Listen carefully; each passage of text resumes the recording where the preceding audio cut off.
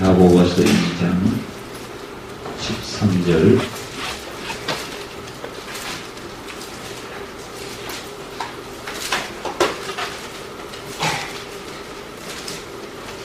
같이 한 목소리로 읽겠습니다. 야고보서 2장 13절입니다. 시작. 긍휼을 행하지 아니하는 자에게는 긍휼 없는 심판이 있으리라. 긍휼은 심판을 이기고 자랑하느니라. 아멘. 이 말씀 가지고 놀라운 긍휼을 이제로 말씀 주시겠습니다. 할렐루야.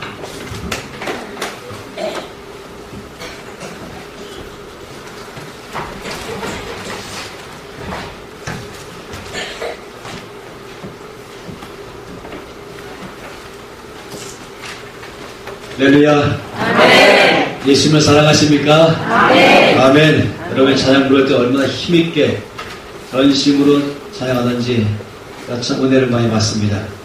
하나님은 찬양 부를 때 우리 가운데 임재하십니다. 아멘. 찬송 부를 때 우리 가운데 임재하시면서 우리를 만나주시고 아멘. 우리 안에 갇힌 사람은 자유케 하시고 아멘. 약한 자는 강하게 하시고 아멘. 혹시 병든 사람이 있다면 찬양 부를 때 낫게 하신 것입니다. 아멘. 이 성경 말씀에 찬양은 놀라운 힘이 있다고 말씀하시죠. 아멘. 왜냐하면 찬송 부를 때 주께서 임재하기 때문입니다. 주님 임재하시면 놀라운 역사가 일어나는 것이죠.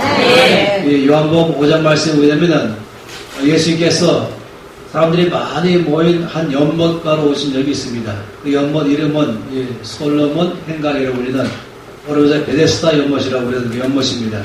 많은 병자들이 그 연못을 사방으로 둘러싸고 있습니다.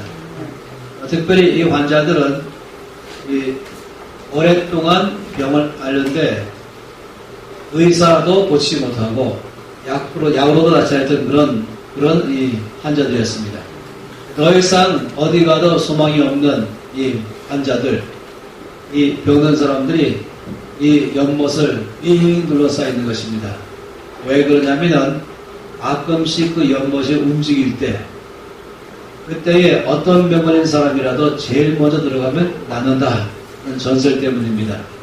그 연못이 왜 움직이는 거냐면 천사가 연못에 올 때 그때 연못이 움직이기 때문이라고 그렇게 알고 있는 것이에요. 그래서 모두는 다 아침부터 저녁까지 하루 종일 연못만 쳐다보는 것입니다. 그리고 연못 움직이면 하면 제일 빨리 들어가려고 했던 것이죠. 예수님께서 거기 오셨습니다. 안타깝게도 아무도 예수님에 관심이 없었습니다. 모두 다 연못만 바라보는 것이죠. 근데 주께서 오셨을 때 여기 한 병자를 보셨습니다. 이 병자를 딱 보니까 주께서 이 병자가 병이 오래된 줄로 아셨죠. 사실 이 병자는 38년간 병이 걸려서 늘 침상에 누워있던 사람이었습니다. 그래서 주께서 이 사람에게 질문했죠. 네가 낫고자 하느냐? 그랬더니 제가 낫기를 원하지만은 저를 이 연못으로 들여보내줄 사람이 없습니다. 이렇게 말했어요. 38년이면 보통이 아니잖아요. 석 달도 아니고 3년도 아니고 10년도 아니고 이제 10년 아마 석 달 동안은 누가 간호를 해줬겠죠. 아마 1년 정도는 누가 간호를 해줬겠죠. 근데 3년 지나고 5년 지나고 10년쯤 지나면 이제 지쳐서 가다 딱 데려놓고 가버릴 거예요. 그것도 30년 지났고 또 38년 지났으니까 아마 돌보던 사람도 죽었고 또 다음 사람이 돌보가니까 이제 아무도 이 사람을 돌봐줄 마음이 없고 이제는 모두가 다 그만 좀 나오라고 말해도 이 사람은 나올 것 같아요. 그러면서 참 굉장하죠. 38년 동안 아팠던 사람입니다. 주님께서 말씀하기를 일어나서 걸어가라 라고 말씀했죠. 놀랍게도 이 사람이 38년간 누웠던 사람이 일어났습니다. 그리고는 자기가 거의 자기 인생의 대부분의 삶에 누워 살았던 그 침상을 자기 손으로 들고 걸어갔다 라고 말했습니다. 제가 말씀드리는 건 뭐냐면 사람들은 이 천사가 와도 굉장한 일이 일어나는 것을 바라보지만은 그러나 이 천사를 지으신 우리 주께서 거기에 오시면 엄청난 일이 일어나는 것입니다. 그러니 여러분 주님께서 신방 오셨다. 주님께서 우리 가운데 오셨다 하면요 모든 일이 일어나는 것입니다. 아까 우리 찬양 부를 때 예수 이름에 번성했다고 고백했지 않습니까? 그 예수 이름은 마귀가 떠나가게 하고 예수 이름은 병든 자를 낫게 하고 모든 사람을 풀어주게 하는 것입니다. 근데 그 놀라운 예수 이름을 내 안에서 경험하는 것, 그 놀라운 예수 이름의 능력을 경험하는 것, 이것은 전심으로 찬양할 때입니다. 그래서 저는 여러분들이 전심으로 찬양하니까 참으로 제 안에서 은혜가 되고 또 기대가 많이 되는 것입니다. 여러분 모일 때마다 전심으로 찬양하십시오. 노래 부르는 시간이 아니라 바로 그 찬양, 노래를 부르는 그분을 노래하는 것입니다. 그래서 주님께서 이렇게 말씀했어요. 이 시편 22편 3절 말씀 보니까 이스라엘의 찬송 중에 거하시는 하나님, 이렇게 말했습니다. 어떤 분은 이 말씀을 이렇게 설명했습니다. 찬양은 하나님이 하늘의 보좌에서 지금 있는 나의 이 장소로 오게 하는 다리 역할을 한다. 하나님이 신방 오게 하는 비결은 찬양하는 것입니다. 어떤 사람들은 어려울 때 불평하고 낙심하고 입꼭 다물고 한숨 푹 쉴 줄 모르죠. 그러지 말고 어렵더라도 힘들더라도 그럴 때는 오히려 입을 벌리고 찬송하는 것입니다. 그럼 바울과 신라를 아시잖아요. 바울과 신라가 큰 매를 맞고 지하 감옥에 갇혀 있는데 밤중이 되었습니다. 이때에 바울과 신라가 뭐 했습니까? 큰 매를 맞고 감옥에 갇혀 있고 밤중이었다. 이것은 사람들에게 절망의 때인 것입니다. 사방을 돌아봐도 깜깜한 밤중이고 갇혀있는 감옥이고 모든 소망을 잃어버리는, 그쯤 되면은 그냥 낙심해 있고 그쯤 되면은 원망하고 불평하고 사람이 좌절해버릴 만한 그런 상황이 다운된다고 말하지 않습니까? 그런데 그때 바울과 신라가 하나님을 찬송했다. 그랬더니 바로 그 순간에 옥토가 움직였다.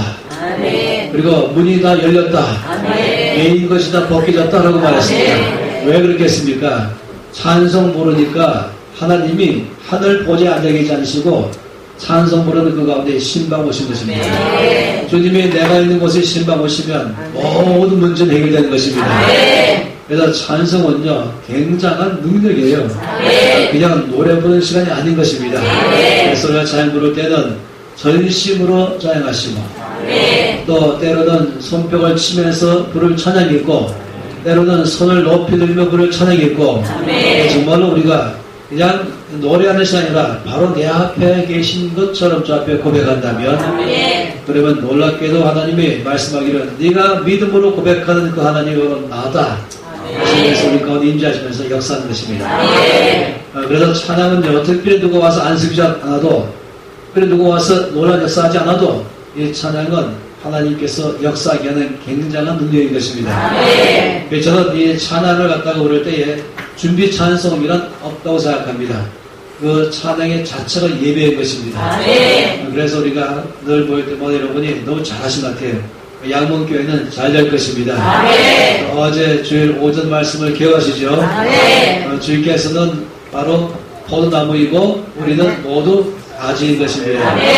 열매는 가지에 맺히는데 가지가 능력이 많아서가 아니라 나무의 능력이 가지로 흘러가는 것입니다. 내 삶에 열매가 많이 맺히는 것은 나 때문이 아니라 예수님 때문이라고 말씀드렸습니다.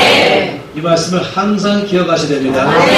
그래서 내가 많은 경우가 그랬다 그랬죠. 원수 마귀는 늘 네가 누구냐? 그래서 나의 과거를 보면서 그러니 지금 너를 봐라. 그러니 앞으로도 뻔하지 않겠나 이렇게 늘 말하는 것이에요. 그렇지만 그게 아니에요. 내가 잘나서가 아니라 늘 주께서 역사하기 때문인 것입니다. 찬양 부를 때 우리가 어떤 장했습니까? 은혜로다 라고 말하죠. 은혜로다. 나의 나된 것은 다 주의 은혜로다. 또 앞으로도 주의 은혜가 충만히 임할 것입니다. 여러분의 앞날의 길에 은혜의 카페트가 쫙 깔려 있습니다. 왜냐하면 예수님의 나무이고 우리는 가지이기 때문에 예수의 모든 충분한 것이 나에게 흘러갈 것입니다. 여러분이 거울에 있는 그 사람에게 말씀했는지 모르겠습니다. 기억하셔야 돼요. 말씀해야 되는 것입니다. 그 사람 보고 당신은 잘 될 것입니다. 당신은 형통할 것입니다. 당신은 반드시 예수를 닮아갈 것입니다. 왜냐하면 그것은 그 사람이 어떤 사람이기 때문이 아니라 예수님이 누구이기 때문에 그런 것입니다. 할렐루야. 예수를 믿으시죠? 그렇다면 주 안에 거하는 것입니다. 또 능력이 예수 있는 걸 믿으시죠? 예수님이 나오는 걸 믿으시죠? 여러분 가진 걸 믿으시죠? 그렇다면 주께서 주 안에 거하는 것입니다. 할렐루야. 옆에 사람에게 당신은 열매를 많이 맺을 것입니다. 갈수록 예수님을 닮아갈 것입니다. 잘 될 겁니다. 소망이 있습니다. 이제 또 이렇게 말하세요. 나는 잘 될 것입니다. 나는 소망이 있습니다. 갈수록 예수를 닮아갈 것입니다. 할렐루야. 저는 믿습니다. 주의 놀라운 말씀대로 난 역사하는 걸 믿습니다. 어젯밤에 받은 말씀 무엇입니까? 어젯밤 말씀은 놀라운 섭리를 봤었죠.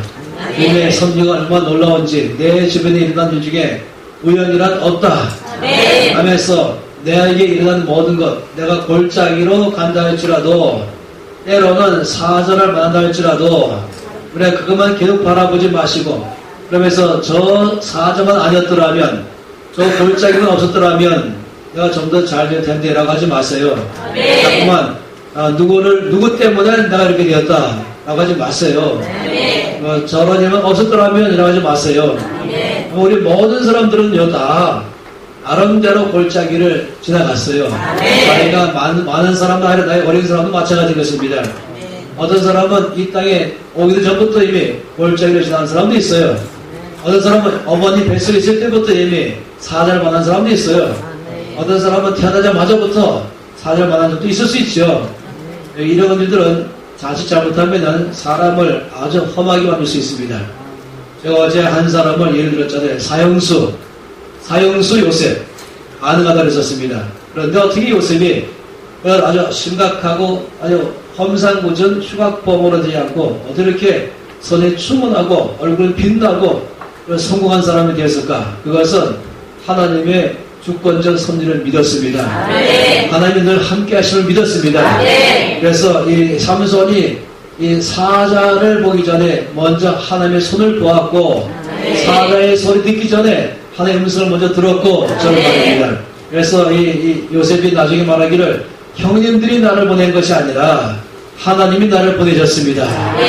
굉장한 것입니다.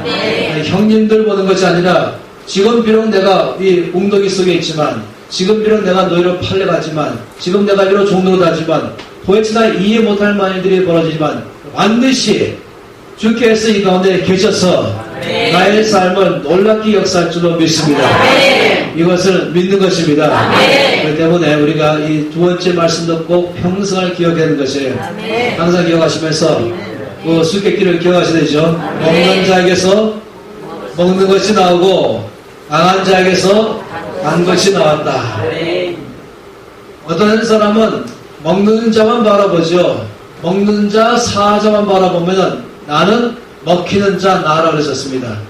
그러나 요셉은 먹는 자 사자를 보는 게 아니라 오히려 그 먹는 자 사자 안에 나의 먹을 것을 주신 하나님을 바라본 것입니다. 그래서 먹는 자에게서 먹는 것이 나오고 강한 자 사자를 바라보면 약한 자 나인 것입니다. 그러나 이 삼손은 강한 자에게서 단 것이 나왔다.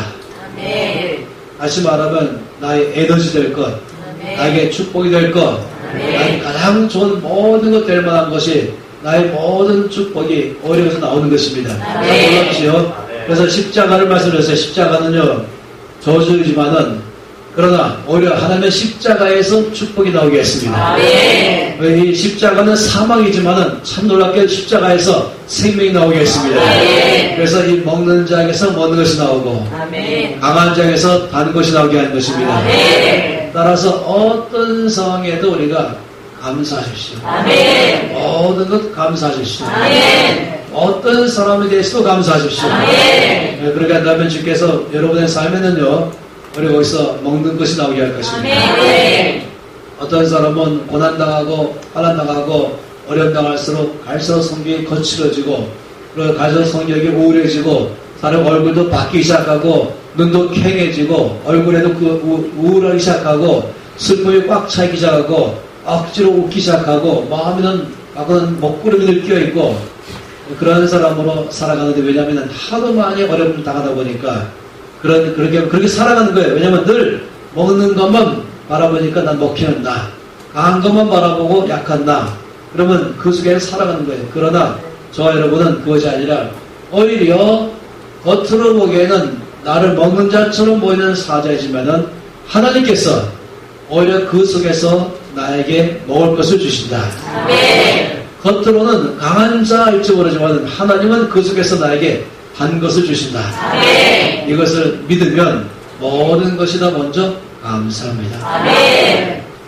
이 사람 때문에 감사합니다. 아멘. 이 일 때문에 감사합니다. 아멘. 제가 이해는 안 되지만 분명히 이것 통해서 저에게 먹을 것을 줄 줄로 믿습니다. 아멘. 반드시 여기서 저에게 축복이 흘러올 줄로 믿습니다. 아멘. 할렐루야. 아멘. 그래서 시편 84편에 이렇게 말씀했습니다. 이 많은 눈물 골짜기로 샘에 근원되게 하신다. 아멘. 이 눈물 골짜기가 얼마나 눈물을 많이 흘리는지 골짜기에 물이 흘러가는데, 이 눈물 골짜기를 샘에 근원되게 하신 하나님, 아멘. 놀랍지요. 이 눈물 골짜기지만 하나님이 이것을 나의 축복의 근원으로 삼으신 것입니다. 아멘. 할렐루야. 아멘. 그래서 여러분, 이 말씀을, 이 두 가지 말씀, 어젯밤의 말씀을 항상 마음속에 새기시고, 아멘. 그리고 이 말씀을 날마다 붙들면 좋겠습니다. 아멘. 저는 여러분에게 미리 말씀드린 것처럼 오늘 밤에도 마찬가지로 여러분에게는 평생을 또 붙들어야 될 중요한 말씀을 또 드릴 것입니다. 아멘. 오늘 말씀의 내용이 무엇입니까? 함께 다시 야고보서 2장 13절 한 절 말씀이죠. 이 말씀을 한 사람의 목소리처럼 크게 읽겠습니다. 긍휼을 행하지 아니하는 자에게는 긍휼 없는 심판이 있으리라. 긍휼은 심판을 이기고 자랑하느니라. 아멘. 참 이상한 말씀이 있죠. 이 긍휼을 행하지 아니하는 자에게는 긍휼 없는 심판이 있겠다. 그럼 이게 무슨 말씀이겠습니까? 하나님의 말씀의 뜻은 그러면 긍휼을 행하라 이 말씀이죠. 아멘. 그래서 긍휼을 행하지 않으면 이상하게 그에게는 긍휼 없는 심판이 있겠다 이렇게 말씀했어요. 그러면 이제 먼저 제가 여러분에게 뭔가 단어의 정의를 좀 내리겠습니다. 왜냐하면 은혜와 긍휼부터 얘기해 주실 거예요. 우리가 가장 많이 말하는 것 중에 하나가 은혜와 긍휼입니다. 은혜와 긍휼은 은혜와 긍휼이 많을지어다, 은혜와 긍휼이 있을지어다 이렇게 많이 말하는 아주 우리 믿는 사람에게 중요한 단어가 이 은혜와 긍휼입니다. 그러면 이 은혜는 무엇이고 긍휼은 무엇일까 하는 것이에요. 은혜는요 이렇게 말해주세요. 이 받을 수 없는 중에 받는 것, 그러니까 받을 만한 조건도 없는데 받을 만한 자격도 안 되는데 받는 것, 이것을 은혜다라고 말하는 것입니다. 아멘. 하나님은 은혜의 하나님이십니다. 아멘. 그러면 하나님께 내가 은혜를 입었다 말은 뭐겠습니까? 그것은 나는 하나님의 아들과 딸이 되었다. 아멘. 그건 은혜입니다. 아멘. 왜냐하면 우리는 아무도 하나님의 아들과 딸이 될 만한 자격이 없었어요. 아멘. 조건이 안 되는 것이에요. 아멘. 그건 학력으로도 안 되는 것이고, 그건 돈으로도 안 되는 것이고, 그건 나의 무슨 행위로도 안 되는 것입니다.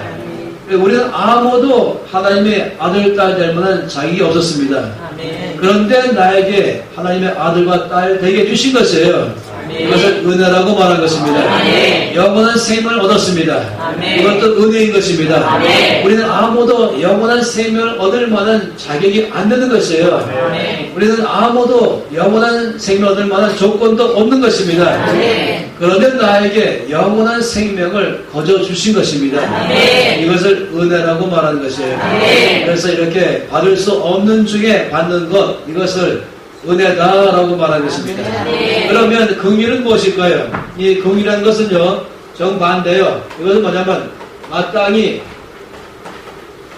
받아야 하는데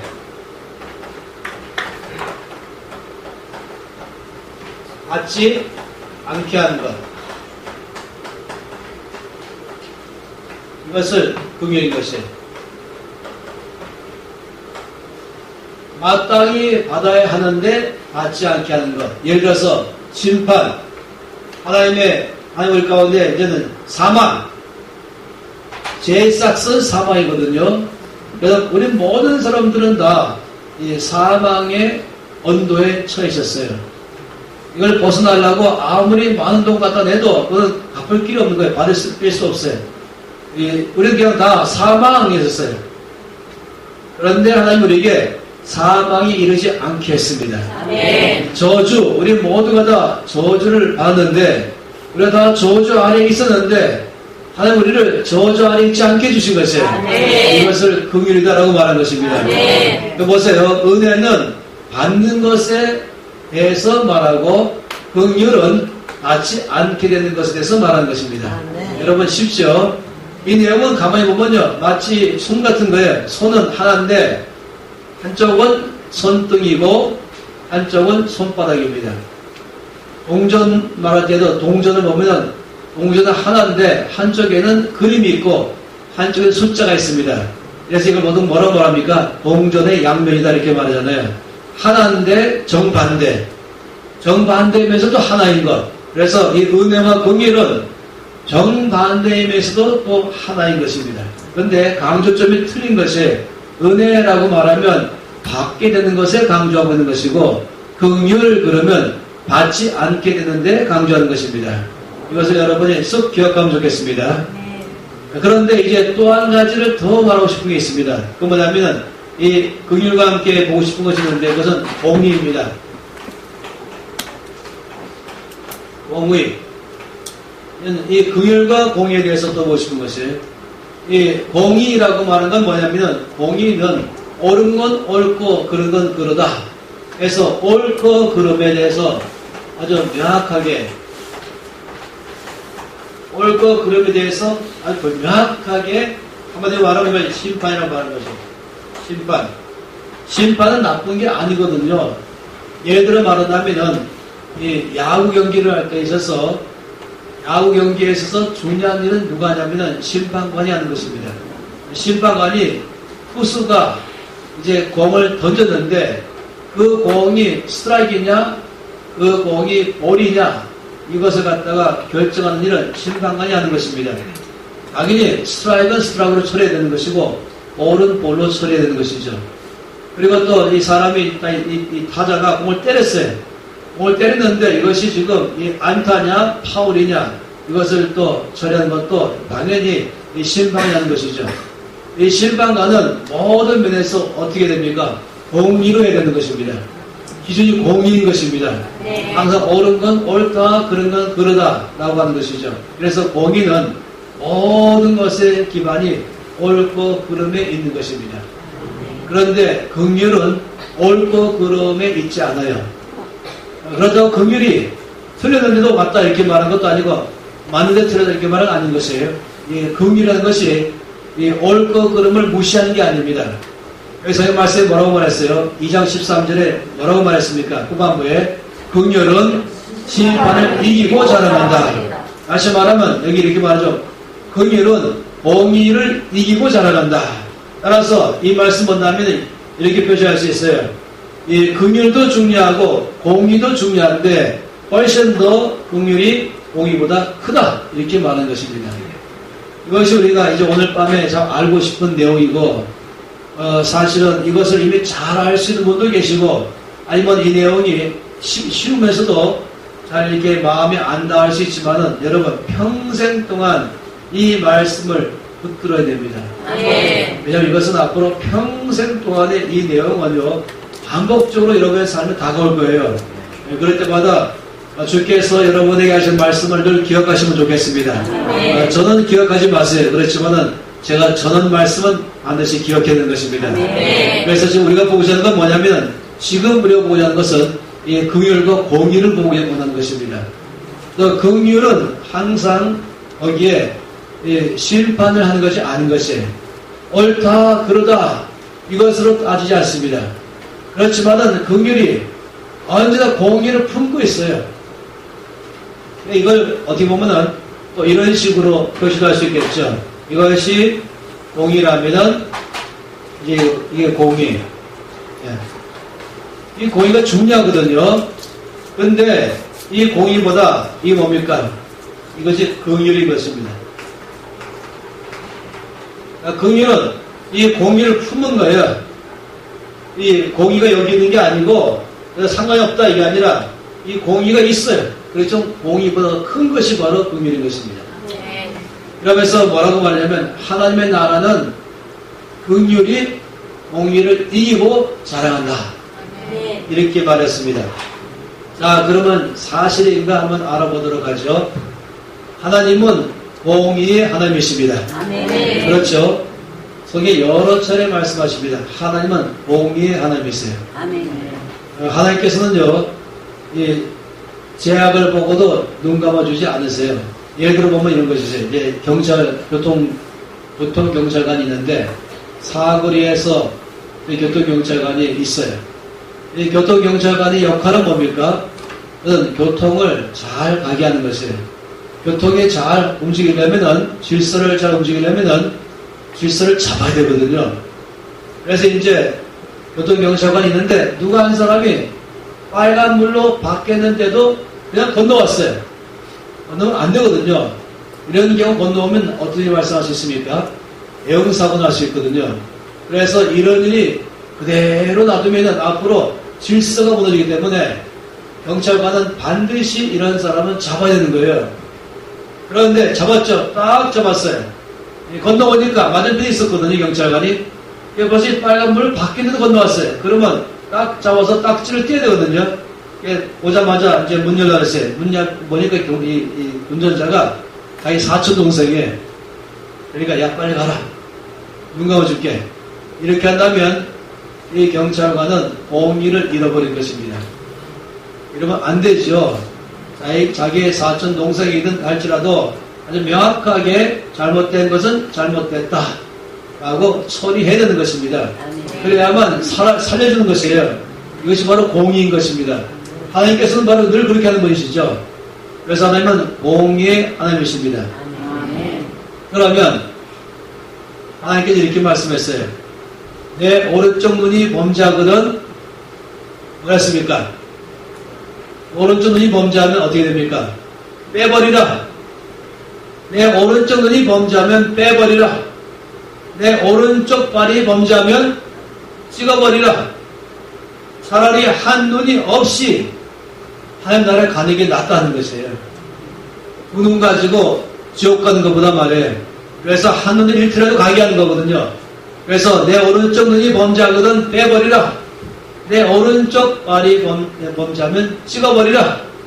내 손이 범죄하면 찍어버리라. 이게 바로 공의인 것입니다. 오늘 밤에 양문교회에 제가 와서 보니까 눈 빠진 사람 한 명도 없어요. 이 가운데. 다 눈 갖고 오셨어요. 손 잘린 사람도 없네요. 발 잘린 사람도 없고 다 두 발로 오셨고 다 두 손이 있어요. 보니까. 양문교회 오고 싶은 분들이 몇 분 계시는데 못 왔어요. 왜 못 왔냐면 눈 뽑혀서 못 왔습니다.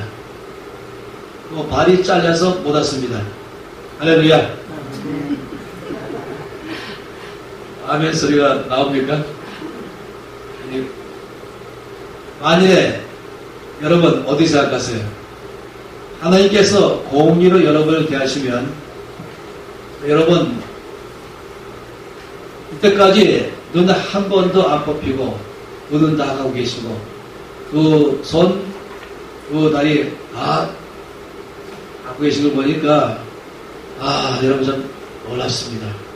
여러분은 한 번도 지금까지 눈으로 죄를 범한 적도 없고 발로 죄를 범한 적도 없습니다. 그래서 아직까지 안 잘리고 안 뽑혔죠. 맞지요? 맞습니까? 만약 하나님께서 저와 여러분을 공의로만 대하신다면 아마 강사를 이번 주간에 맞이할 때는 눈 다 빠지고 손발 잘린 강사를 만날지 모르겠습니다. 그런데 어떻게 해서 이렇게 우리가 아직까지 눈이 멀쩡히 있습니까? 어떻게 아직까지 멀쩡하게 두 발이 있습니까? 왜 그런 것입니까? 하나님의 긍휼인 것입니다. 네. 만약 하나님께서 공의로 대하시면요, 늘 우리를 대할 때 공의로 대하시면은 놀랍게도 우리는 하나님을 가까이 못 갑니다. 우리가 자석을 볼 때에 같은 성질의 자석을 딱 만나면 어떻게 됩니까? 땅 부딪히면은, 그러면 같은 성질의 자석을 치면 튀겨나가는 거죠. 튀겨나가는 거예요. 서로 밀어내버리는 것입니다. 만약 하나님께서 우리를 공의로만 대하시면 우리 중에 아무도 하나님 앞에 가까이 나갈 수가 없습니다. 하나님은 아무 잘못이 없는데 단지 우리의 죄 때문에 우리가 하나님께 가까이 가지 못하는 것입니다. 공의로 대하시면은 언제나 관계는 멀어진다. 이거 기억하셔야 됩니다. 이것은 공의를 대할 때, 공의로 대하면은 여기 지금 하나님과 나 사이에 여기 전체가 공의로만 여기 전체한다면 그러면은 나는 하나님 앞에 나아갈 수 없는 거예요. 이 죄악이 나를 멀게 만들어버린 것이죠. 저는 어제 잠깐 말씀드렸지만은 제가 이제 아주 어릴 때 예수 영접했잖아요. 열심히 많아가지고 9시에 주일학교 예배가 마치면 11시에 대배를 대부분 참석했습니다. 저는 이 장로교회에서만 쭉 자라났어요. 어릴 때에 이제 제가 자라는 장로교회에서 대표 기도는 당연히 장로님이 하셨죠. 장로님이 대표 기도하는 장로교회에서만 쭉 자라났어요. 그렇게 주일학교를 다 교회에서 보냈죠. 그런데 여러 장로님들이 그 대표 기도가 거의 비슷했습니다. 내용이 어떻게 출발하냐면은 높고 높은 보좌 위에서 낮고 낮은 인간들을 불꽃 같은 눈으로 감찰하시는 하나님, 죄로 죽을 수밖에 없는 인간이 왔습니다.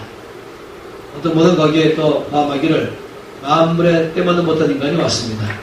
어떤 분은 먼지만도 못한 인간입니다. 왜 이렇게 말한 것이에요? 대부분 그런 기도를 들어보셨죠?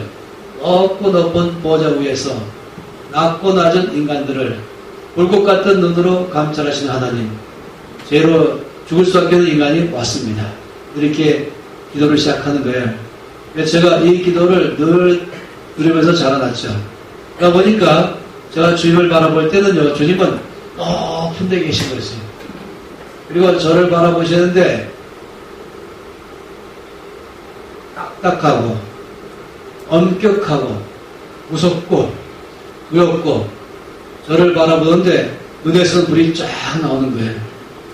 그리고 저한테 이것보다도 몇 배나 더 긴 종이를 쓱 내미는 기분이었어요. 제가 차마 못 여쭤보지만 제가 용기를 내서 하나님 그게 뭡니까? 여쭤보면 이것은 지난 일주일 동안에 선사 순환회가 너에 관한 모든 것을 다 조사한 보고서이다. 회개하라! 뭐 이런 기분. 하나님만 가면은 늘 저 죄부터 먼저 보신 하나님. 이 불꽃 같은 눈으로 저를 죄를 감찰하신 것처럼 보이는 것입니다. 그래서 하나님 앞에 가서 앉는다 그러면 제발 무슨 기도하냐면은 용서해 주시옵소서. 이 죄인이 왔습니다. 이게 제가 입에 붙어버린 것이에요.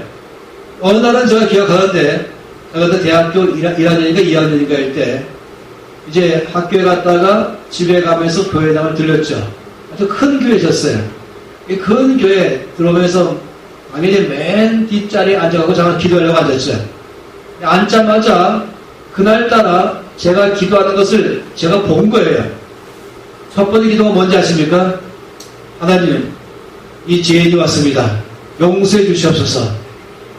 이게 시작이더라고요. 제가 머리 옆에 있다가 저한테 물어봤어요. 뭔 죄를 지었냐? 죄를 지은 게 없어요. 뭐 죄를 지어서 좀 온 게 아닌 거예요. 그냥 앉기만 하면은 제일 먼저 이 죄인이 왔습니다. 용서해 주시옵소서. 이게 딱 붙어버리면 하나님 그러면 늘 저를 이 불꽃 같은 눈으로 저를 바라보시는데 제 죄를 감찰하시면서 마치 저에게 회개하라 하는 것처럼 매일 저를 보시면서 저의 죄 보고 못마땅해 하시고 저를 볼 때마다 말씀도 안 받지, 기도도 안 했지, 전도 안 했지, 뭐 안 했지, 뭐 했지, 뭐 잘못했지, 뭐 잘못했지. 늘 먼저 저한테 그렇게 말씀하는 것처럼 보이는 것이에요.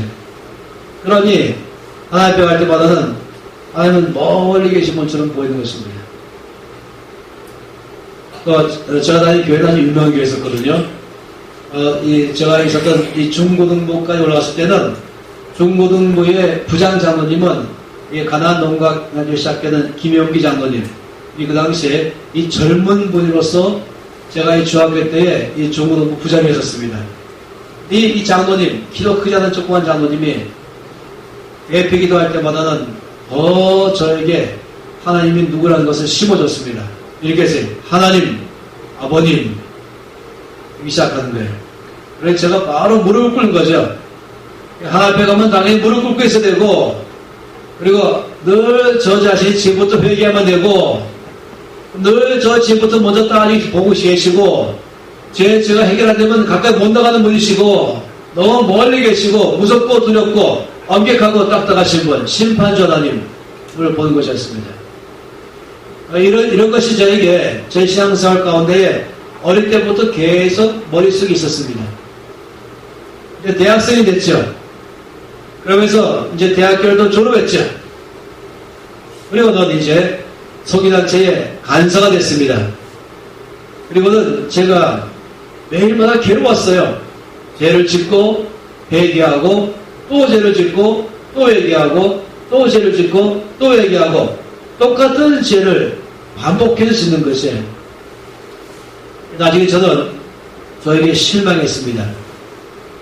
하나님을 섬기겠다고 결정하고 모든 좋은 직장 다 버리고 이 소기단체의 간사로서 평생 사역자로 살기로 결정했는데, 그쯤 됐다면은 죄를 회개했으면 다시 짓지 말아야지. 한 번에 일두양나 칼을 쫙 빼가 끝내야지. 어째 그렇게 또 죄를 짓냐? 그리고 또 죄를 짓냐? 제 마음속에서 홍성건 참 실망스럽다. 그럼 네가 사역자냐? 사역자의 자격이 있냐? 아니 너 같은 애를 쓰겠냐? 이런 말이 막 들어오는 거예요. 제 마음속에. 어느 하루 제가 기억해요. 이제 모임 끝나고 집에 가고 있었는데 제가 대학교를 졸업할 때까지만 해도 우리나라가 아직까지 발전 안 돼가지고 가로등이 띄엄띄엄 있는 거 아시죠? 옛날에는 띄엄띄엄 있었어요. 도둑만큼 했었죠. 집에 들어갈 때도 골목에 가로등 하나만 높이 하나 있잖아요. 이건 다 대봉만큼 하잖아요. 이게 옛날에 얼마 안 됐었어요. 그래서 기억해요. 이 큰 도로변에서 띄엄띄엄 있는 가로등을 걸어서 이제 골목으로 들어가는데, 그런 골목에 저 위에 불 하나가 뻔히 비치며 있는 바로 거기 왔을 때에 일주일 내내 제 마음이 괴로웠던 것, 실망스러웠던 것, 제 모습 보면서. 그래서 제가 그 골목에 딱 들어갈 때쯤에 저도 모르게 입을 열고 예수님께 말했어요. 예수님, 저를 어떻게 생각하십니까? 이렇게 말했죠. 아주 저희는 실망스럽고 답답해가지고 저도 모르게 예수님, 저를 어떻게 생각하십니까? 제가 그때를 절대 잊지 못합니다. 그런데 바로 그 순간에 성령께서 저에게 성경에 나와 있는 예수님이 하신 말씀 하나를 바로 기억나게 하셨어요. 이것은 마치 예수님이 저에게 말씀하신 것 같았습니다. 무슨 말씀이냐면은, 나는 이 땅에 의사로 왔다. 건강한 사람은 의사가 필요 없다. 병든 사람만 의사가 필요하다. 나는 이 세상에 의사로 왔다. 이렇게 말씀하신 거예요. 제가 그 말씀을 왜 저에게 하시는지 금방 알아들었어요. 다시 말하면 여러분 생각해 보세요. 이제 이 병든 사람이 병원 찾아갑니다. 의사를 만났어요. 의사가 이 병든 사람 보고 막 야단치면서 가라 그러는 거예요. 나는 건강한 사람만 오라 그랬지도 병든 사람 오랬냐? 이런 의사 맞습니까? 아니요. 의사는 병자를 고치는 것이 그 의무인 것입니다. 건강한 사람이 의사 필요한 게 아닌 것이에요. 병든 사람만 의사가 필요한 것입니다. 근데 예수님 말씀하시기를 나는 이 땅에 의사로 왔다라고 말씀하는 것입니다. 그래 저희 그 말씀 왜 하셨습니까? 이렇게 말씀한 거예요. 내 아들아, 네가 지금 너는 병자냐? 네가 지금 죄를 지었냐? 나 너의 죄를 용서하고 너로 하여금 회복되게 하도록 왔다 이렇게 말씀하는 것입니다. 아멘. 예수님은 사람을 구원하기 위해서 오신 것이지 심판하러 오신 것이 아닌 것입니다. 그래서 저를 보시고 저를 막 야단치는 게 아닌 걸 그때 알았어요. 저는 저에 대해서 실망했거든요. 그래 예수님도 저를 실망할 줄 알았어요. 그런데 그날 무슨 말씀입니까? 나는 너를 환영한다. 나는 너를 버리지 않을 것이다. 나는 너를 오래 받아줄 것이다. 저는 그때 정말로 새롭게 하기 시작했어요. 하나님이 저를 바라보는 눈이 옛날에 제가 잘못 알았던 거죠. 하나님은 그렇게 저를 바라보는 게 아니었어요. 늘 저의 죄만 따져서 보는 건 아니었어요. 제가 그 다음에 마치 이번에 박윤희 선교사님이 보시는 것처럼 어느 한 이 미국 사람 강사로 왔는데 제가 앞에 앉아 있었거든요. 이런 식으로 아니 더 많은 사람이 있는데 저한테 걸어오더라고요. 그러더니 이렇게 말해 형제님 하나님이 형제님에게 말씀이 있으십니다. 그러더니 이렇게 말씀했어요. 내 아들아 너는 내 앞에 나올 때 강한 척 하지 마라. 너 연약한 모습 있는 그대로 나오라. 너 연약함을 나에게 선물로 주어라. 나는 너를 긍휼히 여기는 너의 아버지이다. 나는 너에게 긍휼의 마음을 넣어주겠다. 네가 앞으로 성령의 사역을 하게 될 것이다. 제가 그때 울었습니다. 정말 울었어요. 왜냐하면 저를 너무 잘 아셔서 그런 것이에요. 내 아들아 너는 내 앞에 나올 때 강한 척 하지 마라. 너 연약한 모습 있는 그대로 내 앞에 나와라. 더 놀란 사실은 너 연약함을 나에게 선물로 주어라. 나는 너를 긍휼히 여기는 너의 아버지이다. 내가 앞으로 너에게 긍휼히 여기는 마음을 넣어주겠다. 그리고 너는 성령의 사역을 하게 될 것이다. 저는 참으로 그때 굉장히 충격받았어요. 그때 제가 간사로 있었거든요. DTS 간사를 했어요.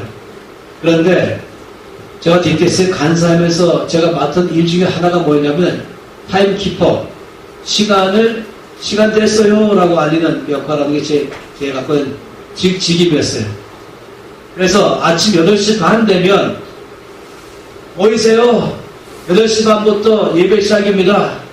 8시 반부터 기도 시작입니다. 이거를 알리는 게 제 역할입니다. 그런데 제가 그것을 10분 전에 알려요. 그런 다음에 어떻게 하는지 아세요?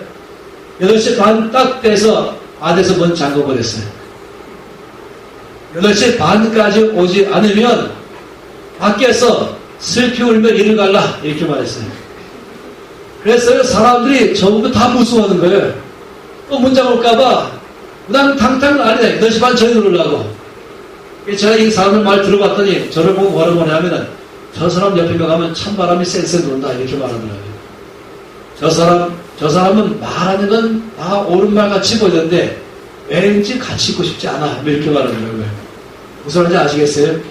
지금은 사람들이 저에게 그런 모습 안 보인다 그래요. 옛날에는 저를 보면 면도날 쫙 뱉버리는. 그러니까 한마디로 말하면 뭐로 살았겠어요? 이 중에서 공의로 살았습니다. 모든이 공의로 살았습니다. 그래서 항상 기준을 딱 정해놓고 그 기준에 합격, 불합격. 그러니 저도 어떻게 했어요? 하나님이 저를 그렇게 대한 줄 알았죠. 하나님 늘 저를 볼 때마다 말씀 얼마큼, 기도 얼마큼, 전도 얼마큼 항상 기준대로 합격, 불합격. 저는 어제 잠깐 말씀드렸나요? 제가 이 초등학교 때부터 구약 8장, 신약 석 장 읽었어요. 하루 11장. 그렇지 않으면 공부를 안 했습니다. 그리고 중학교 때부터는 새벽 기도를 꼬박 나갔죠. 그러면서 1년에 성경을 3독했습니다. 전도하고, 어느 때는 저희 반 몽땅, 이 80명을 몽땅 전도해서 다 교회에 들어갔었죠. 저는 그렇게 해야만 주께 기뻐한 줄 알았어요. 그렇지 못하면 늘 회개했죠. 기도를 들에서 회개합니다. 전도를 못해서 회개합니다. 말씀 못 봐서 회개합니다. 맨날 하나님께 저를 보실 때마다 늘 제에게 기준 딱 정해놓고 기준대로 사느냐 안 사는가. 그래서 저를 늘 보는 것처럼. 그래서 하나님 나갈 때도 강한 척 했습니다. 그래야 저를 받아줄 줄 알았기 때문에. 그런 사람은 따라하는 사람한테도 그렇게 대해요. 모든 사람들이 할 때마다 이 공의를 대하는 것입니다. 그날 하나님은 저에게 내 아들아 너는 내 앞에 나올 때 강한 척 하지 마라. 연약한 모습 있는 그대로 나오라. 너의 연약함을 나에게 선물로 주어라. 나는 너를 긍휼히 여기는 너의 아버지이다. 내가 앞으로 너에게 긍휼의 마음을 넣어주겠다. 너는 성령의 사역을 하게 될 것이다. 그 다음부터 제가 바뀌기 시작했어요. 더 이상 면도칼 같은 사람 아니었어요. 더 이상 딱딱하고 엄격하고 무서운 사람이 아니었어요. 왜냐하면 하나님 저를 만나기 시작했어요. 그때 가서 제가 탕자의 비유를 이해하기 시작했습니다. 여러분, 이 주였기 때부터 얼마나 많이 들었겠어요. 혼이 다 외우고 있죠. 둘째 아들이 자기 몫의 일선을 달라고 돌았죠. 그러면서 내 지긋지긋하고 이 소망도 없어 보이는 맨 짐승과 땅값만 바라보고 사는 이 시골에서 난 안 살겠다고 난 도시 가서 정말로 성공해서 멋있게 돼가지고 아버지를 도시 와서 멋있게 좀 모시고 살겠다고 내 돈 미리 달라고. 아버지는 같이 살자 그래도 이 아들은 졸랐죠. 그래서 돈을 받아가지고 나갔어요. 도시로. 어떻게 했습니까? 맨날 파티를 열었죠. 친구들이 막 몰려오는 거예요. 야, 천은 멋있다. 얼마나 멋있겠어요. 옷도, 또 음식도 파티하면서 다 몰려오는 거예요. 그런데 성경이 이렇게 말했죠. 제가 옛날에 읽었던 성경은 허랑방탕하게 살았다. 그러니까 돈을 물쓰듯 하면서 돈 벌기는 어렵지만 돈 빠지기는 무지 쉽지 않아요. 그래서 짧은 시간 안에 그 돈들이 싹 다 사라졌어요. 그리고는 그때에 따라서 또 마침 어떤 일이 발생했냐면 심각한 기근 들었다 이렇게 말했습니다. 가뭄이 들은 거예요. 요즘으로 말하면 IMF를 맞이한 거죠. 직장도 잃어버리고 물가도 올라가기 시작하고 이런 일이 막 일어나기 시작한 것이에요. 이 아들은 이제 갖고 있는 돈 다 떨어졌죠. 먹을 것도 없어졌어요. 직장은 얻어야 했지만은 아들 직장도 지금 다 잃고 있는 거예요. 직장도 못 얻고 먹을 것도 없고 잠잘 자리까지 다 해서 이제 끝났잖아요. 완전히 끝났어요. 그때 가서 이 아들이 얼마큼 심하냐면은 마침 한 가지 남아있었어요. 그건 뭐냐면 돼지를 치는 일. 이스라엘 사람들은 돼지 치는 일은 안 하거든요. 돼지를 쳤다 이것은 굉장히 생활이 어렵다. 그래서 체면도 이제는 다 내려놓은 것입니다. 근데 이것도 얼마큼 심하냐면 이 돼지 치는 것도 여러 사람이 경쟁했던 것이에요. 그래서 주인이 더 유리해졌죠. 어떻게 하냐면은 그냥 먹을 것, 잘 것 알아서 해라 하는 거였어요. 그래서 그날부터 성경 말씀하니까 돼지가 먹는 지엄 열매를 먹었다 이렇게 말했죠. 그날부터 돼지는 자기 라이벌이 하나 들어온 것이죠. 제가 먹는 거 뺏어먹는 사람인 것입니다. 그러니까 그냥 돼지와 똑같이 사는 거예요. 이러면서 점점 영양실조 걸렸죠. 나중에는 병까지 들었습니다. 그리고는 이제는 죽겠구나. 병까지 갔죠. 그때 떠오르는 게 뭡니까? 아버지 집이었습니다.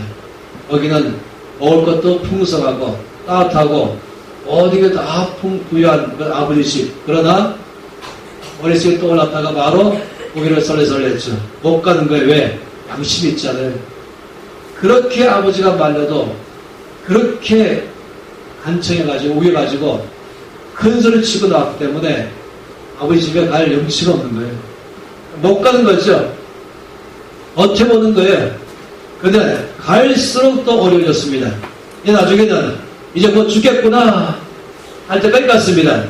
이때 가서 이제 이 둘째 아들은 아무래도 아버지 집에 가야겠다 해서는 이제 아버지 집으로 가기 시작했습니다. 제가 주력일 때 배웠던 말씀을 기억하면 이제 언덕이 쫙 올라갔어요. 이 언덕만 넘어가면 아버지 집이에요. 이 언덕 위에 딱 가니까 저기 집이 보이는 거예요. 어떻겠어요? 이 아들의 마음이. 막 달려가고 싶지만 못하지요. 돌아가야겠다. 앞으로 걸어갈 자신이 없는 거예요. 그런데 딱히 또 갈 데도 없는 것이죠.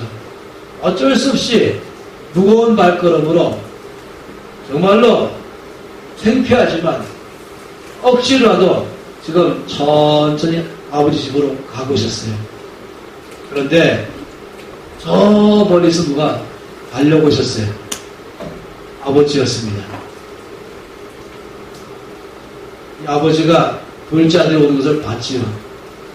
점점 둘째 아들의 얼굴을 그리고 온 몸을 다 잘 벌마고까지 왔습니다. 봤더니 둘째 아들의 모습이 뭡니까? 거지. 네, 거지 중에서도 뭐라 불러요? 산거지. 거지 중에도 최고거지.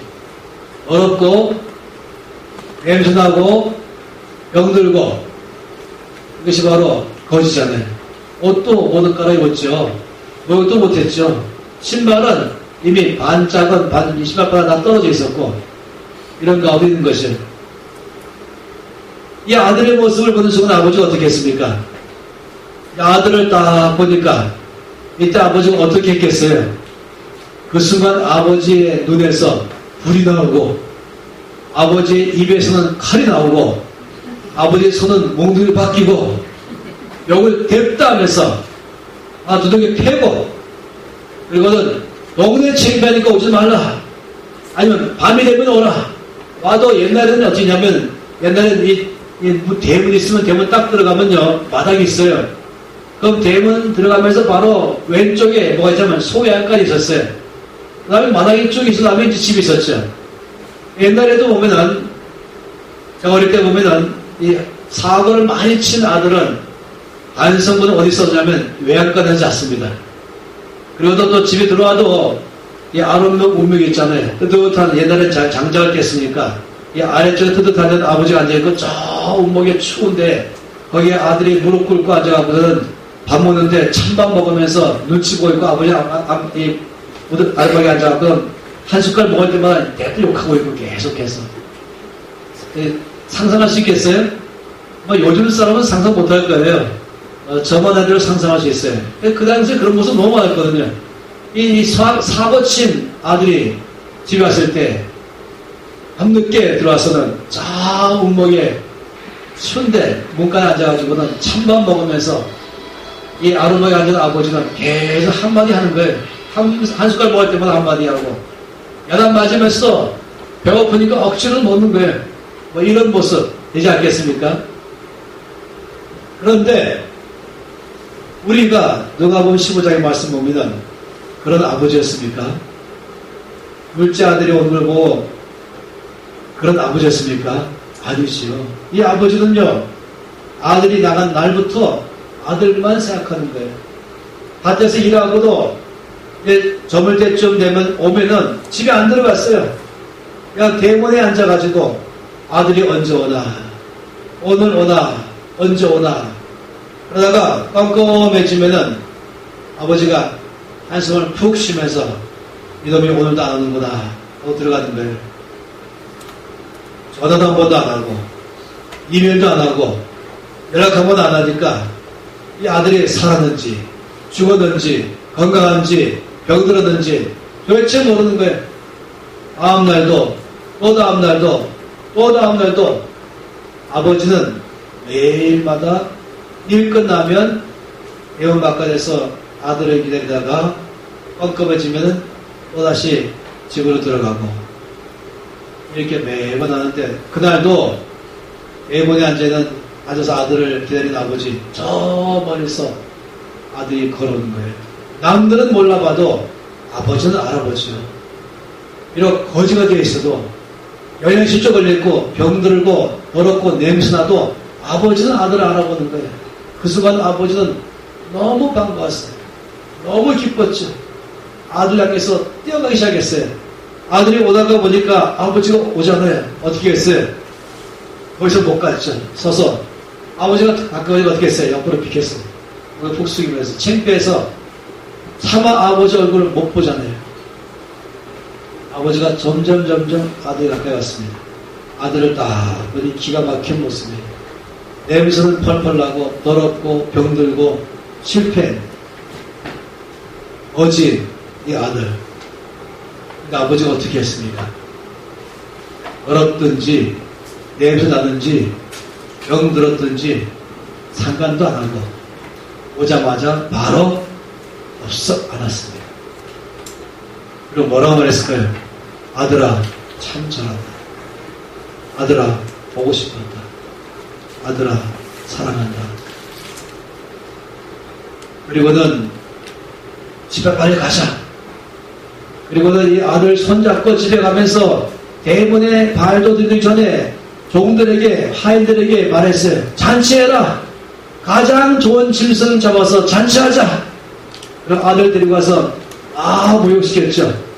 더러운 옷은 다 벌쳐버리고 가장 좋은 옷을 입히고 손에 가락지를 끼우고 대잔치를 벌였어요. 그리고는 그 잔치자리에서 한 사람은 밥도 안 먹고 춤추고 있어요. 누구 아버지인 것이 너무 기뻐가지고 내 아들이 죽은 줄 알았더니 살아왔구나. 처음에는 이 부모님이 집 나간 아들, 딸 보면은 욕을 막 해요. 연락도 안 하고 집 나가본 아들, 딸 있는 경험이 계신 분 있는가요? 저도 그 경험이 있어요. 놀랍죠? 저희 아이가 셋이는데 셋 다 어릴 때부터 아주 믿음이 좋은 아이들이었어요. 큰 아이가 딸이고 무명한 아들인데 제일 큰 딸 아이는 특별한 아이였었어요. 어릴 때부터 전도하면 몽땅 다 울었어요. 모든 면에 탁월했어요. 공부도 제일 잘했고 무용은 무용, 연극, 연극, 글 다 포함해 전도 다 포함해서 그냥 그 당시에 유학 가는 게 유행했었어요. 다 유학 갈 친구들이 이 아이도 저보고 유학 가게 해달라고 졸랐죠. 내가 중학교까지 졸업한 다음에 제 마음속에 꺼림칙했지만 제 친구들이 많이 있다는 그 한 도시로 이제 이 딸을 보냈습니다. 그랬다는데 가자마자 고등학교로 들어갔잖아요.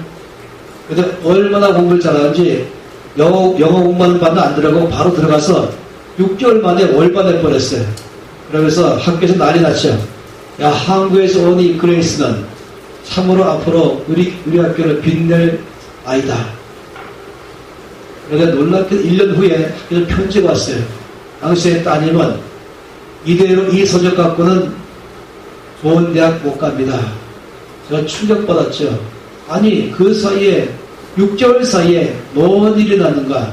어제 6개월 초 6개월 동안 너무 잘해갖고 월반했는데 그다음 6개월을 어떻게 했길래 오히려 이제 대학 갈 수가 없는 실력입니다. 왜 이랬는가. 그래서 딸 아이를 한국으로 불러들였어요. 그래서 이제 한국에 와서 제주도로 내려왔죠. 제주 공항에 도착할 때 제가 이제 이 아이를 맞이하러 나가는 거예요. 이제 집에서 나갔는데 하나님 아버지가 저한테 이렇게 말씀하세요. 아들아, 은혜가 오면은 제 딸 이름이 은혜거든요. 은혜한테 뭐라고 말할래? 라고 말씀하는 것이. 제가 눈치를 다 챘어요. 무슨 말씀하시는지. 이 말씀이세요. 아들아, 내가 너를 이때까지 어떻게 대했는지 알지 않냐? 내가 언제 너에게 더러우면 더러워서 더럽다고 말하고 냄새난다고 말하고 병들었다고 말하고 실패했다고 말했냐? 나 항상 너를 있는 그대로 받아줬다. 항상 내가 너를 용서해줬다. 항상 내가 너에게 소망의 계획을 세웠다. 난 너를 한 번도 떠난 적이 없고 난 한 번도 너를 버린 적이 없다. 여러분 저는요 6살 때 예수 영접하고 중국에 왔으니까 꽤 오랜 세월 동안 예수님을 믿고 있습니다. 그동안에 하나님이 저한테 한 번도 하지 않으신 말씀이 있어요. 무슨 말씀 안 했냐면은 실망했다. 이 말 들어본 적이 없습니다. 그럼 제가 실망을 안 시켜드렸나요? 아니요. 그렇지만 실망했다. 이 말씀 한 번도 안 드렸어요. 항상 뭐라고 말씀하셨어요? 저를 볼 때마다 너는 소망이 있어. 넌 잘 될 거야. 내가 너를 도와줄게. 늘 이 말씀만 들었죠. 예를 들어서 너는 싹이 노랗다. 이 말 들어본 적이 없습니다. 넌 틀렸어. 넌 안 될 거야. 이런 말씀 전 들어본 적이 없습니다. 항상 저에게 칭찬해 주시고 저를 격려하시고 저를 위로하시고 그리고 저에게 소망만 주시고 제가 언제든지 나가면 저를 환영해 줬었습니다. 그러니 하나님 아버지가 저에게 네가 은혜를 만나면 어떻게 뭐라고 말할래? 제가 알아들었죠. 그래서 제가 은혜한테 이만큼 목까지 온 말이 있어요. 무슨 말인지 아세요? 왜? 어째서? 그런데 제가 지금까지 한 번도 그 말 안 했습니다. 왜냐면 하나의 아버지가 저한테 그런 말씀 안 하셨거든요. 제가 그냥 오자마자 바로 이 아이가 아빠 보기 얼마나 미안하겠어요. 근데 그냥 안아줬죠. 알고 보니까 그 6개월 동안에 5명의 친구를 사귀었어요. 근데 이 아이들은 몽땅 다 공부할 마음이 없는 아이들이에요. 그래서 학교가 끝나면 저희 딸만 기다리는 거예요. 노래방 갔죠. 저희 딸 아이는 노래방 100점 넘어요. 항상 100점. 춤도 잘 춰요. 그러니 친구들이 얼마나 좋아했겠어요. 주말이 되면 숙제가 밀리는데 이 친구랑 노는 바람에 숙제가 계속 밀린 거예요. 그러니까 성적이 떨어지기 시작했죠. 6명이 여자아이들이 딱 있으니까 힘도 막 생겼어요. 이제. 한 명이면 힘이 없는데 6명이니까 얼마나 큰 힘이 생겼어요. 그러면 힘이 생기니까 술도 한번 마셔볼까? 담배도 피워볼까? 이 아이들이 파워가 생긴 거예요.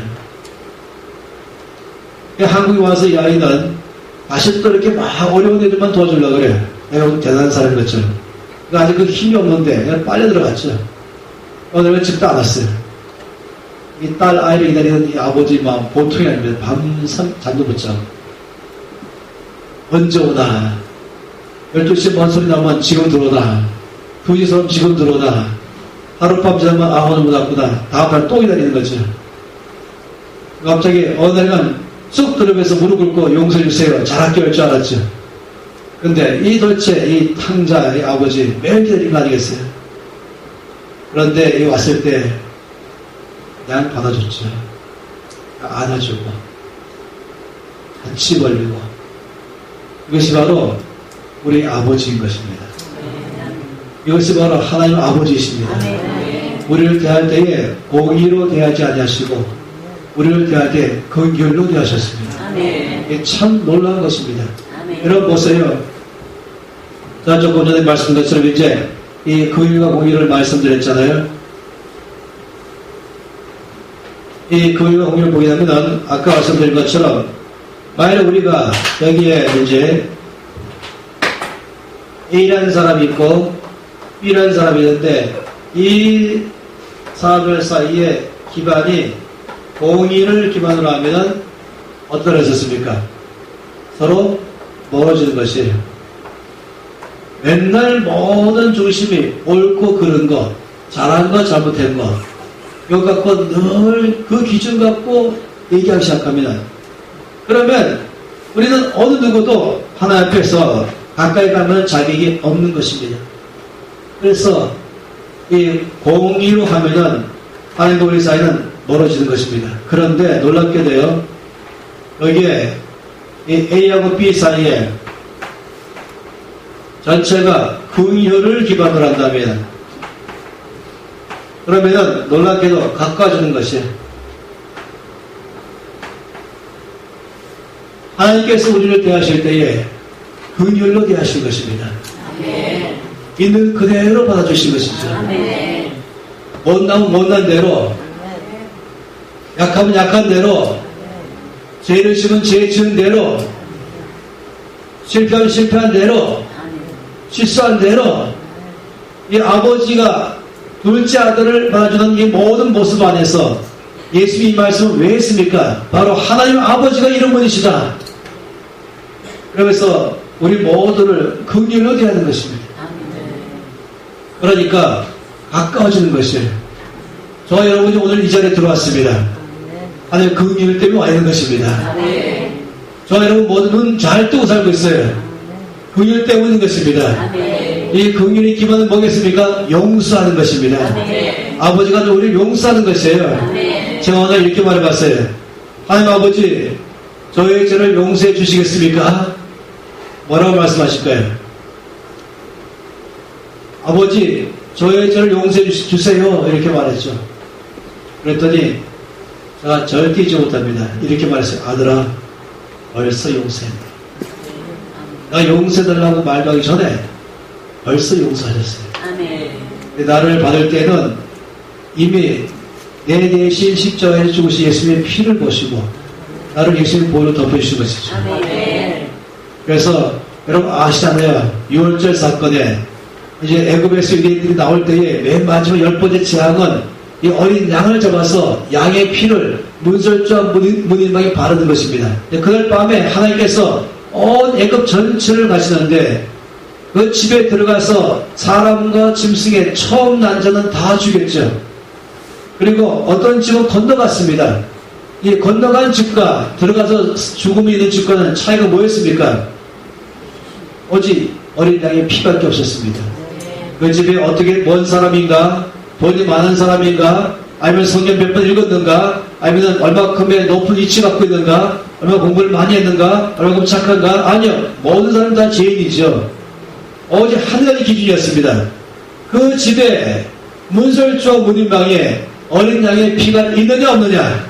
그래서 선생님 말씀 보니까 하나님의 피를 보시고 건너갔다고 말하는 것이에요. 그래서 건너갔다 넘어갔다 해도 6월절인 것이죠. 오직 기준은 어린 양의 피였습니다. 다시 말하면 하나님의 저와 여러분을 매번 볼 때마다 저와 여러분 볼 때 뭘 보십니까? 예수님의 피를 보시는 것입니다.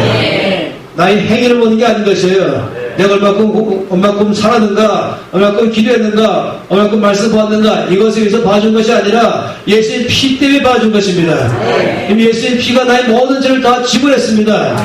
그래서 난 늘 하나님 앞에 환영받는 것입니다. 하나님 이렇게 말씀하셨어요. 너는 이미 용서 받았다. 너는 이미 제사함 받았다. 너는 너 죄를 다 용서했다. 내 아들아 나의 딸아 너희 가까이 나오라. 있는 그대로 나오라. 너가 이미 너의 모든 죄를 대신하여 예수님께 십자가에 죽으셨다. 그래서 더러우면 더러운 대로, 못난 대로, 냄새난 대로, 부족한 대로, 죄 지은 대로 하나님 아버지는 나를 있는 그대로 안아주는 것입니다.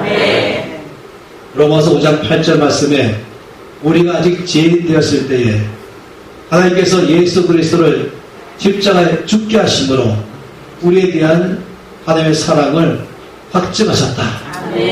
우리를 언제 사랑하시는가? 우리가 죄인 되었을 때 사랑하셨습니다. 우리를 있는 그대로 사랑하십니다.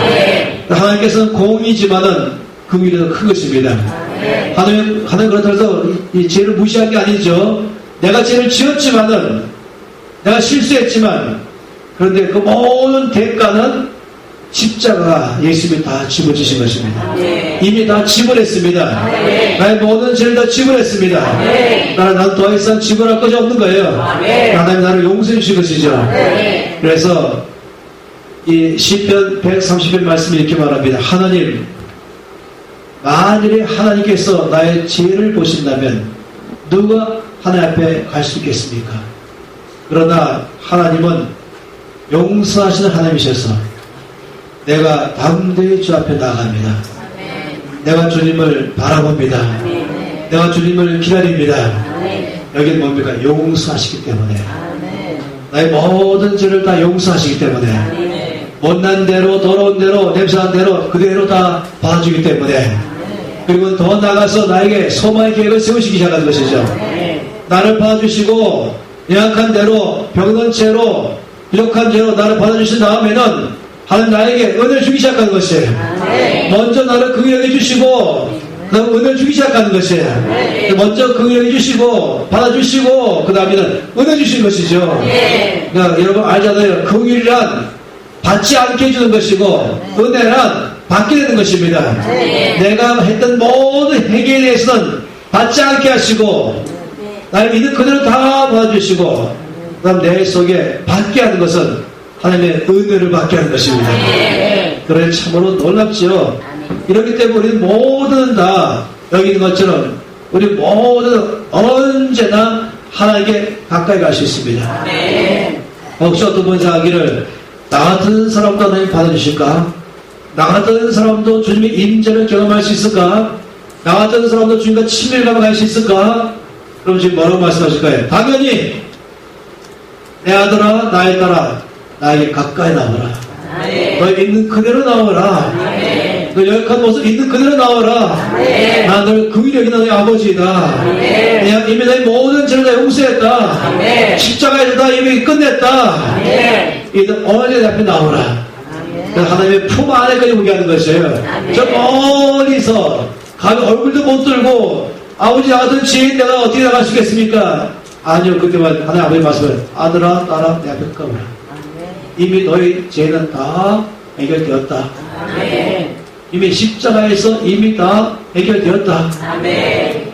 그래서 놀랍게도요, 이 하나님의 긍휼은 우리를 하나님 앞에 가까이 가게 하는 것입니다. 아멘. 얼마큼 가까이 가게 합니까? 하나님의 품 안에까지 가게 하고 아멘. 하나님을 아버지로 부르게 하는 것입니다. 아멘. 거기 가면은 하나님 아버지 앞에 가면 나를 안아주시고 거기는 아버지 살아있는 것이고 아멘. 무서운 분이 아니에요. 엄격한 분이 아니에요. 딱딱한 분이 아니에요. 심판주가 아니에요. 이미 십자가에서 대신 다 집어넣었어요. 아멘. 나의 죄를 얼마나 심하게 지으려면 하나님께 아들을 죽이신 것이에요. 그만큼 하나님 공의하는 것이죠. 그러나 또한 긍휼인 것입니다. 아멘. 그래서 여러분 우리 모두를 그 아들은 늘 가까이 오게 하신 것이에요. 아멘. 할렐루야. 아멘. 우리는 여기 은혜 안에 와 있습니다. 아멘. 여기 있는 자리 은혜 자리인 것입니다. 아멘. 은혜 받을 자리인 것입니다. 아멘. 그냥 주시면 받기 자가 되는 것이에요. 아멘. 그냥 조건 없이 그냥 받으세요. 아멘. 그것이 바로 은혜와 긍휼인 것입니다. 아멘. 그래서 우리는 언제나 하나님 앞에 가까이 나아가는 것이에요. 아멘. 이제 그 하나님 우리에게 뭐라고 말씀했습니까? 이제 그 하나님 우리에게 말씀하기를 그러면 너희도 서로서로를 긍휼히 여겨라. 아멘. 이게 중요한 일인 것입니다. 에덴 동산에 과일 나무가 많이 있었죠.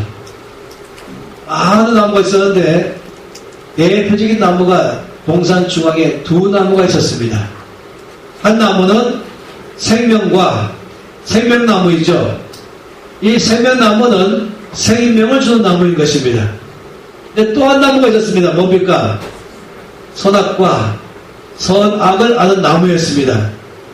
근데 그 나무 열매를 먹으면 반드시 죽습니다. 생명과를 먹으면 반드시 사는 것입니다. 이 두 나무가 있는 것이 이 동산 중앙에는요, 이 두 개의 나무가 있었습니다.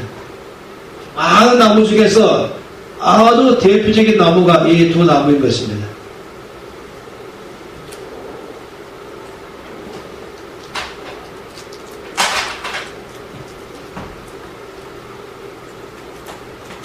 한 나무는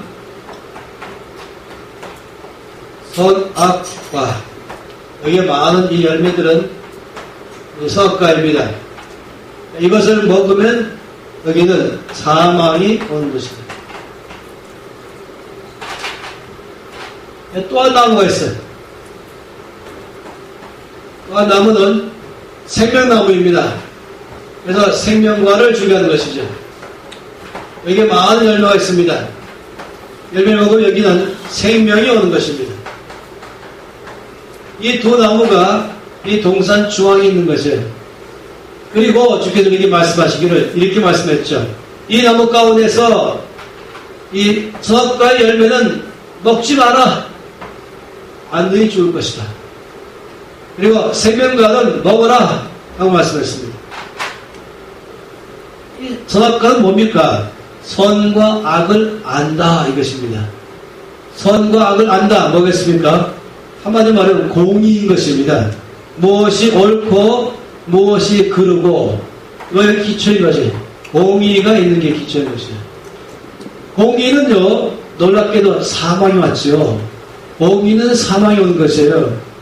그냥 죄의 싹은 사망이잖아요. 그런데 여기는 뭐냐면 이게 긍휼인 것이에요. 우리는 생명을 얻었습니다. 왜냐하면 긍휼을 받기 때문에, 하나님 긍휼 때문에 용서해 주신 것이죠. 예수의 대신 십자가에서 심판받아 사망이 이뤘고 나에게 대신해서 용서해 주시고 생명해 주신 것입니다. 그래서 여러분 이 두 나무는요 에덴 동산에만 있는 것이 아니라 나에게 있는 것이에요. 이 두 사람이 모인 곳만 다 있어요. 가족 가운데 가면은 그 집 거실에도 이 두 나무가 다 자라나고 있어요. 부부 사이도 자라나고 있어요. 형제 사이도 자라나고 있어요. 이 교회마다 이 교회 예배당에도 있어요. 교회 식당에도 있어요. 어디 가든지 두 사람이 있는 곳마다 이 두 나무가 다 있습니다. 만약 집에서 부모님이 매일마다 선악과를 따먹고 자식들에게도 주고 남편도 따먹고 아내 주고, 아내 따먹고 남편 주고, 형제와 형제가, 교회 안에서도 성도가 매일 모든 것이 이 선악과를 먹고 산다. 그럼 어떻게 했어요?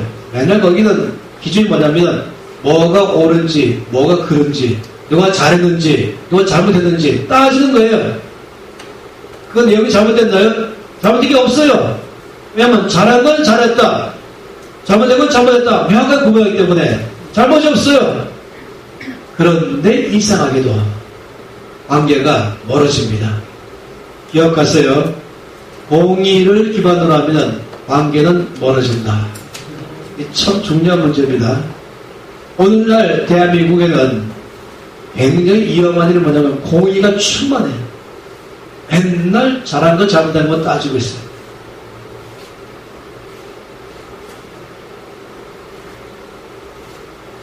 아내가 남편에게, 남편이 아내에게, 부모가 자녀에게, 형제가 형제에게, 성도가 성도에게 맨날 잘잘못을 따져요. 이유, 목적은 뭐냐면 고치라 이거죠. 고쳤어, 잘해라. 마음속으로 이렇게 말해요. 사랑하기 때문에 말한 거다. 내가 사랑하니까 잘못된 거 말한 거다. 근데 계속 그거 말하고 있으면요, 놀랍게도 관계가 멀어지는 것이에요. 여러분, 하나님께서 우리에게 잘못된 것만 계속 말씀해 보세요. 잘못된 것만.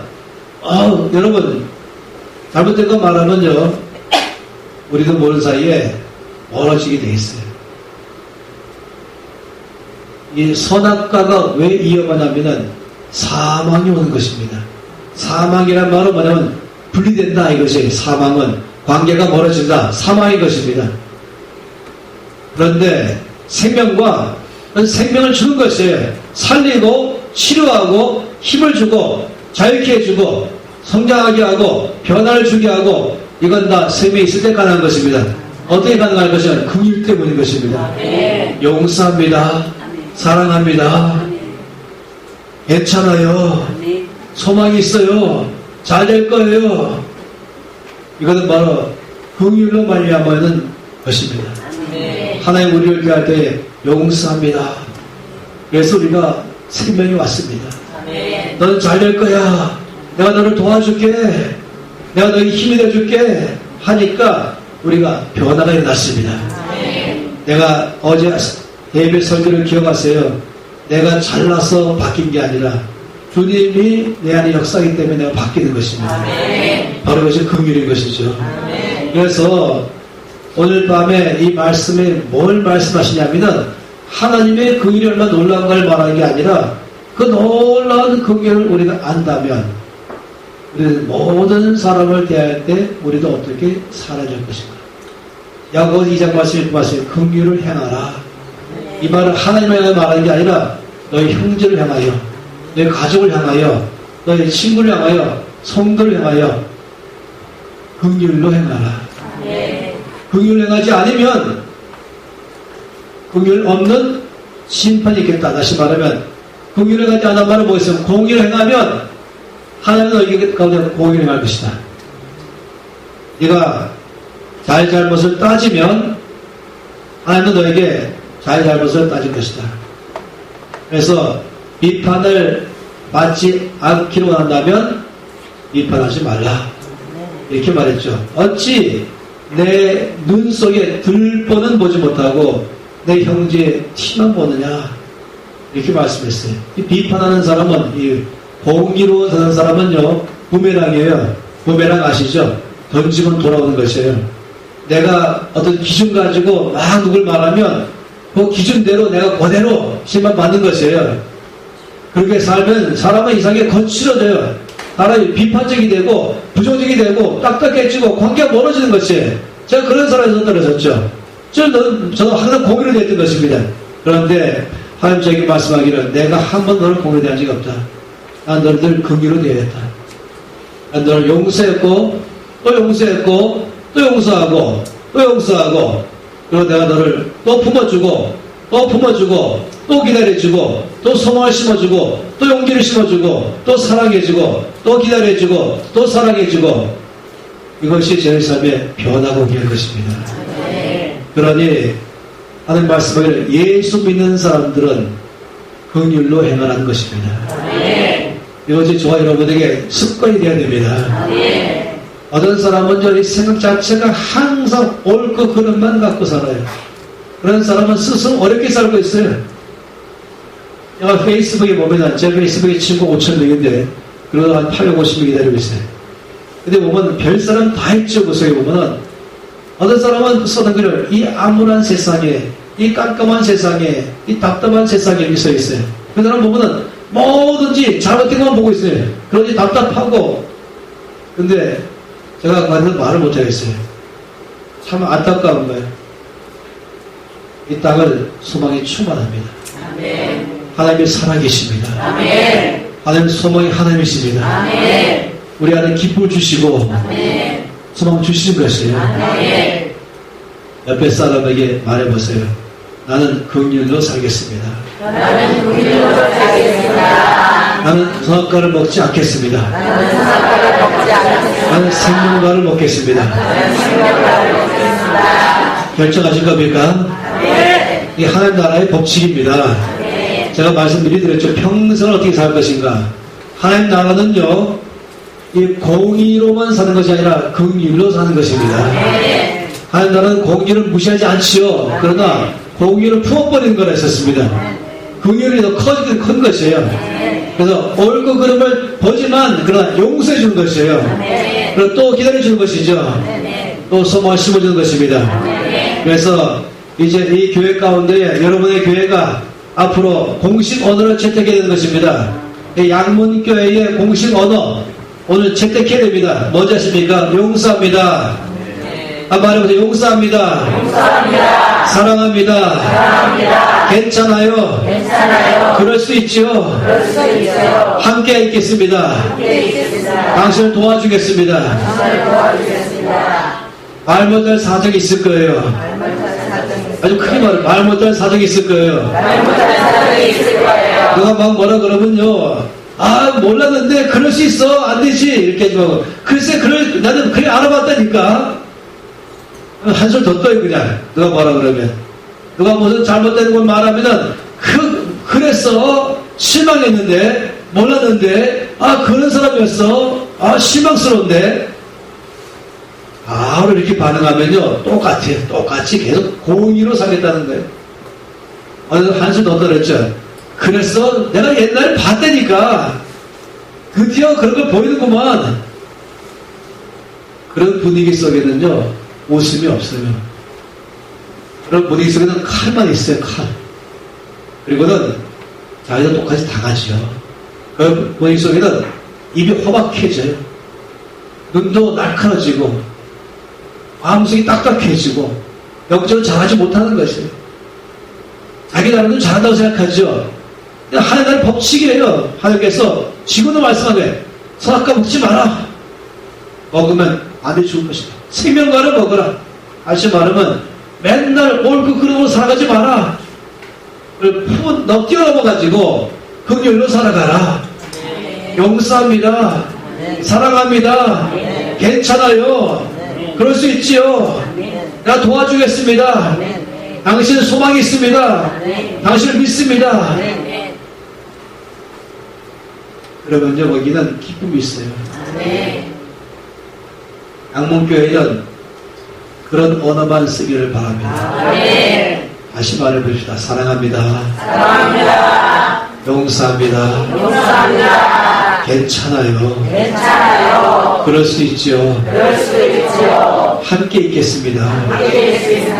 당신을 믿습니다. 당신은 잘 될 겁니다. 하나님이 함께 하실 거예요. 하나님이 도와주실 거예요. 저도 도와주겠습니다. 늘 이 교회 오면은 제일 먼저 뭐 하는지 아시죠? 서로 안아주면서 뭐라고? 사랑합니다. 아시죠? 예를 들어서 남자 여자도 사실은 잘못하면 안아주면 나를 너무 좋아하는 것보다 착각할 수 있으니까 좀 조심하지만 미국은 안 그렇지만 우리나라는 아직까지 약간 좀 그런 면에서 자유롭지 못하잖아요.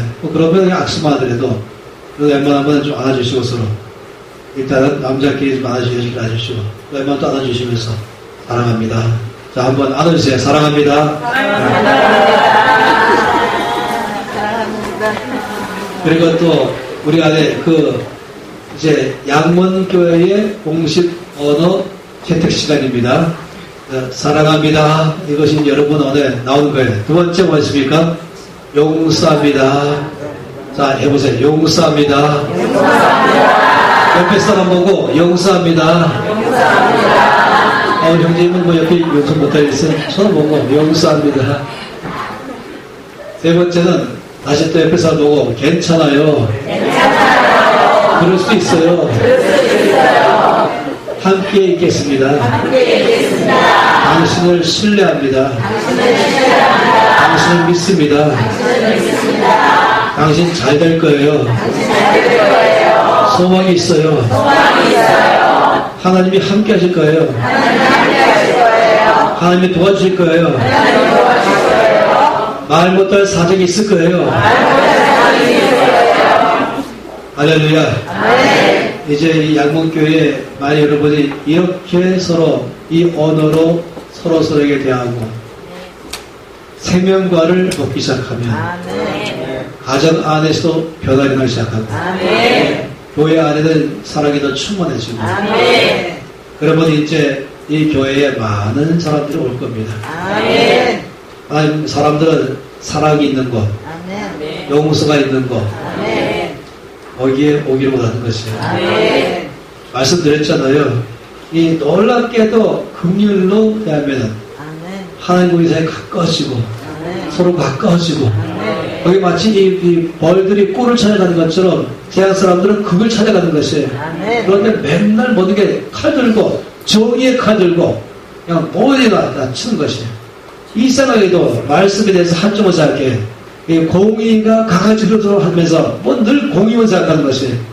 아니 하나님은 십자가에서 공의를 나타내시고 또 십자가에서 긍휼을 나타내시는데 공의보다 긍휼은 크다고 말했습니다. 그래서 긍휼이 심판을 이기고 자랑한다. 하나님 저에게 늘 말씀하시기를 뭐라고 했습니까? 사랑한다. 용서한다. 너는 잘 될 거야. 너는 소망이 있어. 내가 너를 절대로 떠나지 않을 것이다. 난 너를 버리지 않을 것이다. 난 너를 도와주겠다. 내가 너의 힘이 되어주겠다. 난 너를 항상 기다린다. 너도 소망을 기다리는 것이 잘 될 것을 기다린다. 말씀하시고 그리고 너의 앞날은 형통할 것이다.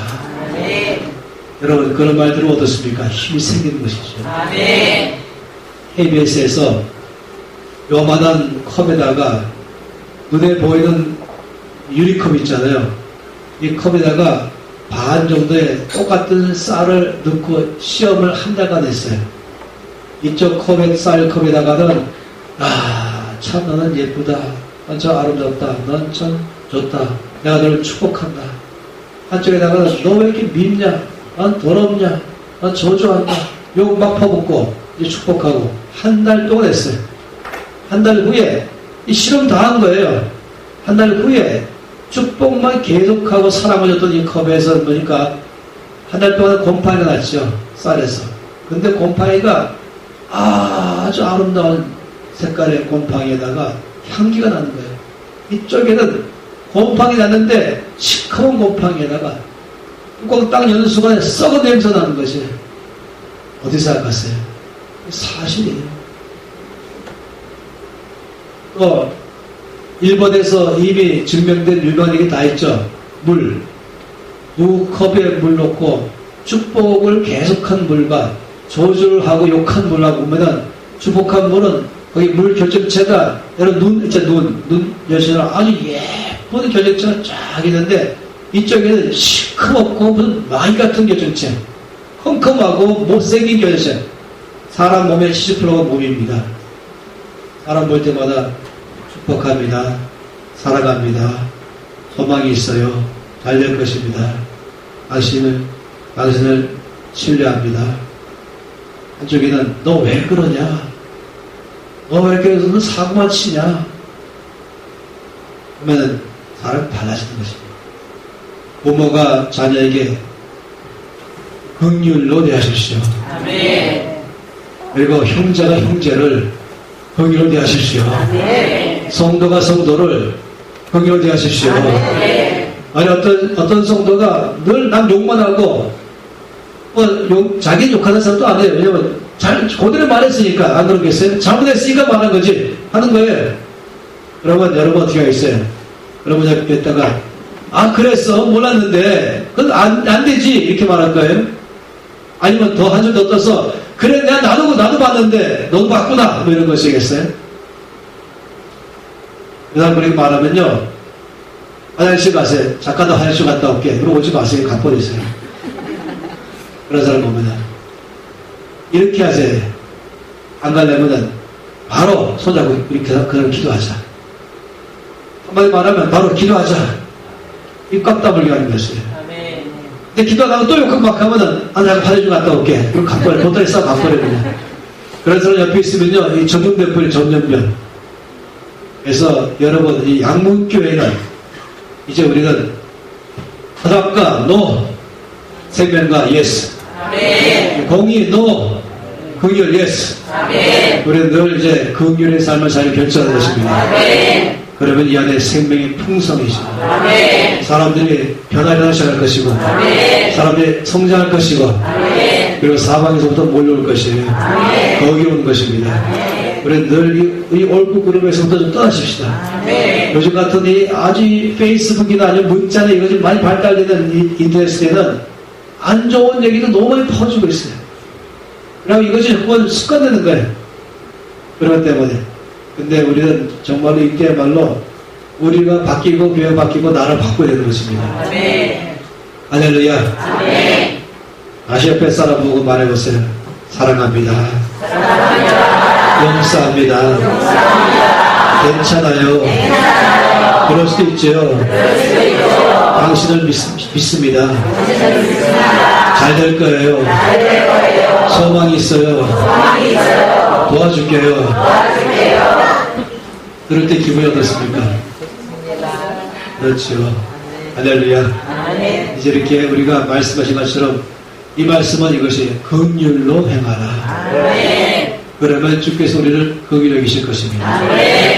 그러면 우리는 더 큰 소망이 생길 것입니다. 할렐루야. 우리 하나님은 사후적인 걸 아시죠? 아버지, 난 아버지가 싫어요. 근데 아버지가 그래, 나도 네가 좋단다 이렇게 말하는 거예요. 이제 알아들으면 좋겠어요. 네, 하나님 아버지는 늘 저한테 대해서 항상 소망의 말만 하십니다. 하나님 아버지, 제가 처음에 하나님의 음성을 듣는 삶을 시작할 때 하나님 아버지, 저에게 말씀하십시오. 제가 듣겠습니다. 그랬더니 바로 무슨 말씀을 하신지 아세요? 아들아, 내가 너를 사랑한다. 제가 보통 실망한 게 아니었어요. 그거 다 아는 거 말고요. 저 사무엘에게 말씀한 것처럼 좀 나라의 비밀 좀 얘기해 주세요. 다음날 또 나갔죠. 아버지, 저에게 말씀하십시오. 제가 듣겠습니다. 바로 아들아, 내가 너를 사랑한다. 그러니까 며칠 그러니까 나중에는 인사한 줄 알았어요. 안녕하세요처럼. 그래서 제가 좀 더 지난 다음에 알았죠. 내가 이 말씀이 얼마나 중요한지 알았어요. 왜냐하면 하나의 아버지는 저를 볼 때마다 불 같은 눈으로 심판주로 저를 막 예감만 치는 줄 알았는데 알고 보니까 너무 부드럽게 아버지의 사랑으로 웃으면서 따뜻한 사랑으로 저를 안아주면서 제가 어떤 모습이든지 어떤 상황도 기다리시지 저에게 하신 말씀이 첫 번째 말씀은 아들아, 내가 너를 사랑한다. 아들아, 내가 너를 도와줄게. 내가 이미 용서했다. 너는 소망이 있어. 넌 잘 될 것이야. 저는 그 말씀이 저를 붙들어줬습니다. 할렐루야. 우리가 이 말씀들 앞으로 이제 양문교회는 모일 때마다 공식 언어를 채택해서 얘기하시고 이 연습이 필요해요. 연습 좀 해야 돼요. 하도 그런 연습 안 했으면 이 연습이 필요해요. 그냥 오늘 지났다고 내일부터 자동적으로 될 리가 없어요. 연습해야 되는 것입니다. 오면은 안아주고 웃으면 안아주고 뭐 교회에 있다 보면요 별별 얘기 다 나올 수 있어요. 왜냐하면 아직까지 우리가 공사 중이거든요. 좀 변화되가는 중이다 보니까 실수할 때가 있고 잘못할 때가 있는 것이, 그럴 때는 교회는 어떤 곳입니까? 용서합니다. 아멘. 사랑합니다. 아멘. 함께 서 있겠습니다. 아멘. 내가 도와주겠습니다. 아멘. 내가 기도로 서 있겠습니다. 아멘. 당신이 금식 기도하면 나도 금식 기도하고, 당신 울 때 나도 울어줄 것이고, 당신은 잘 될 것입니다. 아멘. 소망이 있습니다. 아멘. 하나님 반드시 힘이 되줄 것입니다. 아멘. 나도 힘이 되주겠습니다. 아멘. 여러분, 이것이 바로 성도인 것입니다. 아멘. 그래서 오는 사람마다 안아주시고 아멘. 사랑합니다. 아멘. 소망이 있습니다. 아멘. 잘 될 겁니다. 아멘. 할렐루야. 아멘. 우리가 함께 이 시간에 옆에 사람 손잡고 기도하십시다. 아버지, 이제부터는 제가 공의로 살지 않고 그 길로 살기로 결정합니다. 왜냐하면 하나님 아버지가 저를 대할 때에 그 길로 대하시기 때문입니다. 아버지, 이제부터는 제가 선악과를 먹지 않고 생명과를 먹겠습니다. 아버지가 저를 그 길이신 것처럼 저도 모든 사람들을 대할 때에 그 길로 대하겠습니다. 사랑하고 용서하고 소망을 불어넣어주고 믿어주고 기다려주고 힘을 주는데 제 삶을 또 살기로 결정합니다. 함께 통성으로 함께 서고 기도하시겠습니다. 아버지, 이 시간에 주 앞에 기도하며 나아갑니다. 우리 싸움 가운데 가시는 놀라운 은혜를 기억하며 우리 참으로 큰 아버지의 사랑을 기억하며 나아갑니다. 아버지, 참으로 감사합니다. 아버지, 나를 대할 때에 거부에 대하지 않으시고 나를 대할 때에 그 길로 대하셨습니다. 아버지, 저 또한 그 길로 살기로 결정합니다.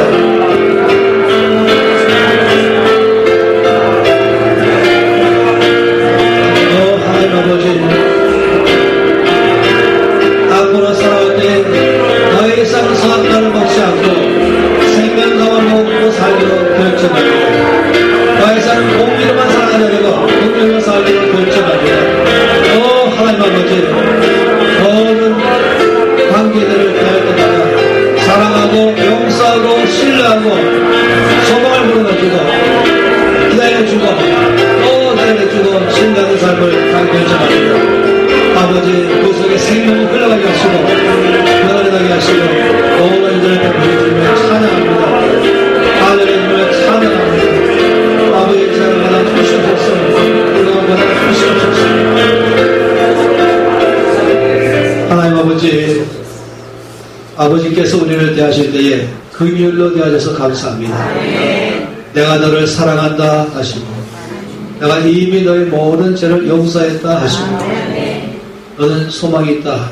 너는 잘 될 것이다. 내가 너를 버리지 아니할 것이다. 내가 너를 절대로 떠나지 아니할 것이다. 나의 아들아, 나의 딸아, 내가 너를 사랑한다. 너는 잘 될 것이다. 너는 소망이 있다. 내가 너의 힘이 되어주겠다. 감사합니다. 아버지, 이제 우리가 또 그렇게 살기로 결정합니다. 가족 안에서, 형제 안에서, 또 주님 모든 성도 안에서 아버지, 양문교회에 속한 온 성도가 가는 곳마다 거기 시장이든 거리이든 회사이든 학교이든 가는 곳마다 거기에 이 사랑의 혁명이 흘러가게 해주시옵소서. 아버지, 거기에 이 긍휼이 흘러가게 해주시옵소서. 생명이 흘러가게 해주시옵소서. 아버지, 양문교회 성도들이 모일 때마다 이 속에 사랑의 강물이 흘러가게 하시고 이 속에 생명이 넘쳐나게 하시고 소망이 충만해지고 기쁨이 넘쳐나게 이 가운데 변화하기 시작하며 성장하며 하나님의 영광이 더 충만하게 역사해 주시옵소서. 예수 그리스도의 이름으로 기도합니다. 일어나시기 바랍니다. 마치기 전에 제가 여러분에게 좀 연습 좀 하실 거예요. 일어나세요. 찬양하는 동안에